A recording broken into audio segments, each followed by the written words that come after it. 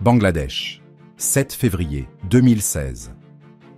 Le directeur de la Banque centrale du Bangladesh est descendu de l'ascenseur au 9e étage et s'est dirigé vers l'arrière-boutique du département des comptes et du budget.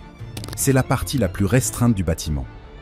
Il était là pour régler un problème qui affectait le bureau depuis quelques jours. L'imprimante ne fonctionnait pas. C'était un problème important. Elle causait une véritable perturbation.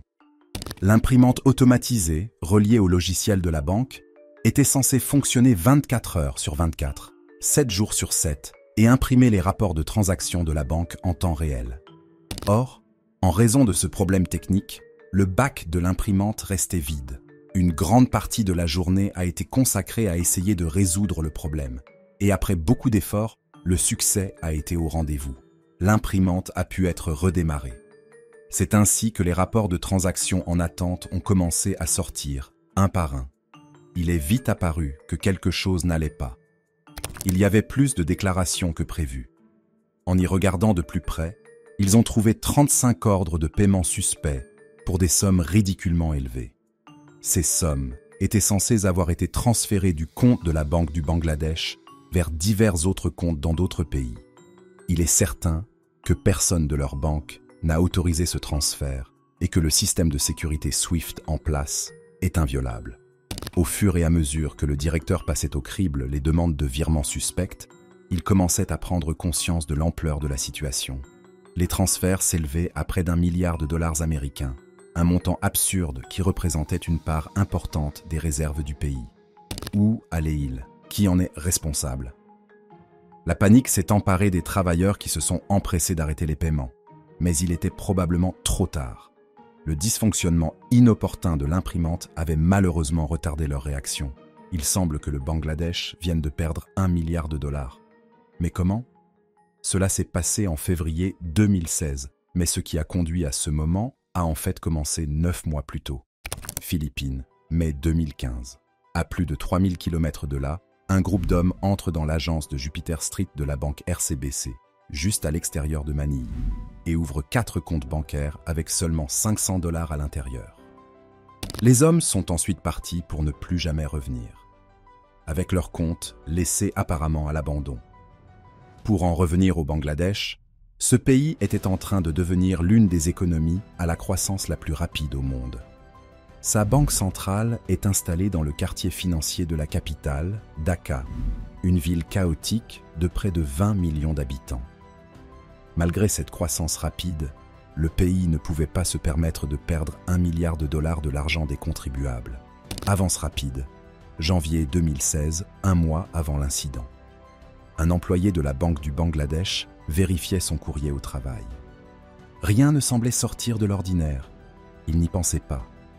Mais il est rentré chez lui ce soir-là, sans se rendre compte qu'il venait de déclencher des événements qui allaient bientôt ébranler le système bancaire du pays, voire du monde entier. En effet, il avait cliqué par inadvertance sur un courriel infecté, qui a immédiatement commencé à installer un programme malveillant dans les systèmes informatiques de la Banque centrale. Ce programme malveillant permettait à des intrus de pénétrer dans le réseau et d'accéder au fonctionnement interne de la Banque du Bangladesh. Cachés à la vue de tous, ces intrus pouvaient désormais espionner les travailleurs et étudier les procédures opérationnelles de la banque. Et c'est ce qu'ils ont fait. Ce n'était plus qu'une question de temps. Un mois plus tard, un jeudi, alors que la banque fermait ses portes pour le week-end, qui, dans les pays à majorité musulmane comme le Bangladesh, a tendance à se dérouler un vendredi et un samedi, au lieu d'un samedi et d'un dimanche, les intrus se sont de nouveau introduits dans la banque, à l'abri des regards indiscrets. Les intrus ont à nouveau pénétré dans le système. Mais c'était pour la dernière fois, car c'est à cela que tout menait. Ils étaient déjà dans le système, mais manipuler les transferts de fonds internationaux était une toute autre affaire. SWIFT, dont vous avez peut-être entendu parler, est un réseau de paiement mondial qui permet d'envoyer des transactions financières de manière sûre et fiable, en utilisant un système de sécurité de niveau militaire conçu pour être inviolable. Pour être clair, SWIFT ne facilite pas le transfert de fonds réels, mais envoie des ordres de paiement fiables entre les comptes, que les banques exécutent ensuite. C'est la norme en matière de services bancaires internationaux. C'est en partie pour cette raison que les pirates bancaires se concentrent généralement sur le vol des identifiants de connexion des titulaires de comptes bancaires individuels, plutôt que sur les banques elles-mêmes. Mais ce n'était pas le cas ici, pas pour ce groupe. Leur cible était l'institution. En utilisant les identifiants SWIFT légitimes de la banque qu'ils ont collectés à partir du logiciel malveillant, ils ont pu prendre le contrôle des terminaux SWIFT, comme s'ils étaient des employés légitimes de la banque. Oui, SWIFT lui-même est sûr et sécurisé. Mais les banques qui l'utilisent doivent d'abord être responsables de leur propre cybersécurité, de leur côté. Si leur sécurité est défaillante, comme c'est le cas dans de nombreux pays en développement, SWIFT peut être utilisé contre elles. Et c'est ce qui s'est passé ici. 35 fausses demandes de transfert, totalisant 951 millions de dollars, ont été envoyées via SWIFT à la Federal Reserve Bank of New York. D'accord, mais pourquoi New York ? Parce que la Banque du Bangladesh y possède un compte sur lequel sont déposés des milliards de dollars destinés à des règlements internationaux. Les demandes envoyées par le Bangladesh visaient à transférer les fonds de New York vers divers comptes ouverts en Asie. J'y reviendrai bientôt. Sur ce, ils en ont fini. Ils sont entrés et sortis en quelques heures. Le lendemain, vendredi, New York City, l'un des plus grands centres financiers du monde. La Banque fédérale de réserve de New York était occupée à traiter les ordres de paiement, ou supposait-elle, du Bangladesh. La Fed, réputée pour sa sécurité, n'avait initialement aucune raison d'interrompre les transferts, car les instructions SWIFT sont légitimes, elles sont fiables. Ainsi, inconsciente de la supercherie, elle a commencé à traiter les demandes. Dimanche matin, les employés de la Banque du Bangladesh, de retour du week-end, tentaient de résoudre leurs problèmes d'imprimante. L'imprimante automatique, connectée au réseau SWIFT, n'avait pas fonctionné ces derniers jours, et les impressions habituelles des confirmations de transfert en temps réel étaient en retard. Bien sûr, c'était le moment le plus malheureux pour un problème technique, sauf qu'il ne s'agissait pas vraiment d'un problème technique. Les pirates avaient en effet pris des mesures supplémentaires pour empêcher les messages de confirmation de révéler leur vol. Ils ont effacé les preuves de la base de données de SWIFT et ont intentionnellement fait tomber l'imprimante automatique. Ils ont ainsi gagné un temps précieux.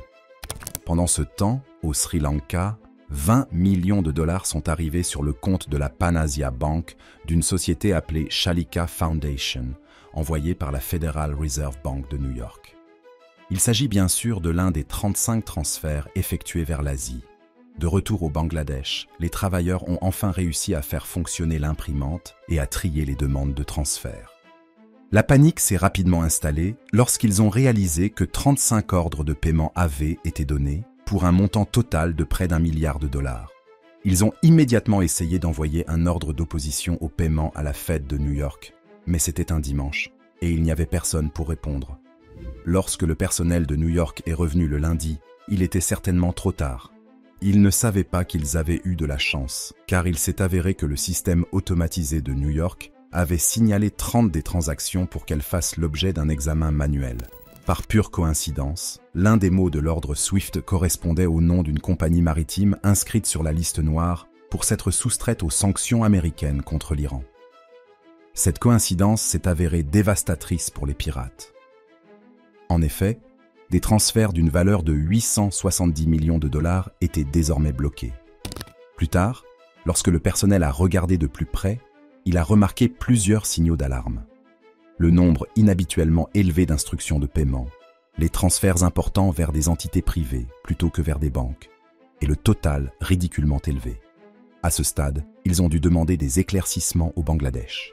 Et, après avoir été informés de l'ordre d'opposition au paiement, les transferts ont été interrompus. C'était fini. La partie était gagnée. Ou bien était-ce le cas? Certes, 30 des transactions, d'une valeur de 870 millions de dollars, ne seraient jamais vues par les pirates, mais il en restait encore 5. Les 101 millions restants, que le système automatisé de la Fed n'avait pas détectés, et qui représentaient tout de même une sacrée somme d'argent, étaient passés. Où ces 5 millions ont-ils atterri? Le premier transfert, celui du Sri Lanka. Comme nous le savons, 20 millions de dollars sont arrivés sur un compte de la Pan Asia Bank via la Deutsche Bank, qui était la banque d'acheminement. Ils étaient destinés à une société appelée Shalika Foundation. Il s'agissait d'une soi-disant association sri-lankaise à but non lucratif. Un employé observateur de la Pan Asia Bank a remarqué quelque chose d'étrange. 20 millions de dollars, c'est un montant inhabituellement élevé pour une si petite ONG, sans parler du pays du Sri Lanka. Cet employé a alors renvoyé la transaction à la Deutsche Bank pour vérification. Ainsi, en Allemagne, à Francfort, l'ordre de paiement, tout comme à New York, a été examiné. Et, comme à New York, il y avait des signaux d'alarme, comme celui-ci, qui orthographie fondation comme fondation. Ces soupçons ont rapidement été confirmés, et il s'est avéré, sans surprise, que cette Shalika Foundation était en fait une fausse entreprise. L'argent a ensuite été réacheminé vers le compte new-yorkais de la Banque du Bangladesh. Il y en a eu 4, soit 81 millions de dollars. Mais nous ne nous attarderons pas sur ce point, car ces 4 sommes ont été envoyées non seulement dans le même pays, non seulement dans la même banque, mais aussi dans la même succursale. L'agence de Jupiter Street de la banque RCBC, juste à l'extérieur de Manille, aux Philippines. 4 comptes étaient restés inactifs pendant 9 mois, avec seulement 500 dollars à l'intérieur, sans être touchés. Jusqu'à l'arrivée soudaine de 81 millions de dollars. Ces brusques rafales auraient dû déclencher une alerte de la part de la RCBC, mais pour une raison ou une autre, elles sont passées inaperçues. En effet, il s'est avéré par la suite que les comptes étaient ouverts sous des identités fictives. De là, l'argent a été rapidement retiré et blanchi dans des casinos. Les transferts électroniques de fonds y étaient convertis en espèces sonnantes et trébuchantes. La Banque du Bangladesh a bien essayé d'arrêter les transferts, mais le temps n'était pas de son côté. L'ordre d'arrêt n'a pas été reçu par la RCBC Bank le lundi prévu, car le lundi était le Nouvel An chinois, un jour férié aux Philippines. À ce stade, vous avez probablement remarqué une tendance. À chaque étape, les retards ont profité aux pirates. Et c'était à dessein, une attaque remarquablement bien programmée. Le jeudi soir, les pirates sont entrés dans le système au début du week-end du Bangladesh, lorsque la banque est fermée. Le vendredi, la Fed de New York tente de clarifier les demandes avec le Bangladesh, mais il n'y a personne. Le dimanche, le personnel du Bangladesh revient de son week-end, mais ne peut joindre New York, car c'est le week-end aux États-Unis. Le lundi, la Fed reçoit enfin l'ordre d'interrompre les transferts, mais pas aux Philippines, car c'est justement le Nouvel An chinois. Ce n'est que le mardi, 5 jours après le vol, que le personnel de RCBC découvre les transferts frauduleux. Mais il était déjà trop tard. 2 Chinois, Ding et Gao, ont finalement été désignés comme responsables de l'ouverture des faux comptes RCBC aux Philippines. Il s'est avéré qu'ils n'étaient que des intermédiaires. Mais ils ont tout de même joué un rôle crucial dans l'opération. Les enquêteurs espéraient que leur interrogatoire permettrait de retrouver les vrais coupables. Malheureusement, avant que les autorités bangladaises ne soient en mesure de les appréhender, ils ont quitté le pays, embarquant pour Macao, une région administrative spéciale de la Chine, où il était alors impossible de les retrouver. C'est ainsi qu'avec les 4 transferts restants, les pirates ont pu récupérer 81 millions de dollars. Ce n'est pas tout à fait la somme initiale, mais c'est tout de même suffisant, selon certaines estimations, pour être considéré comme le plus grand hold-up bancaire de l'histoire. Malgré les efforts déployés par les pirates pour éliminer les preuves des systèmes de la banque, les experts en cybersécurité ont pu analyser les logiciels malveillants. Ils ont découvert des similitudes entre les techniques et les outils utilisés pour le braquage de la Banque du Bangladesh et de nombreuses autres cyberattaques contre des institutions financières dans le monde entier. Cela signifie que ce groupe particulier a très probablement été à l'origine d'une série d'attaques mondiales. Ce groupe a été surnommé Lazarus. Mais ce n'est pas tout.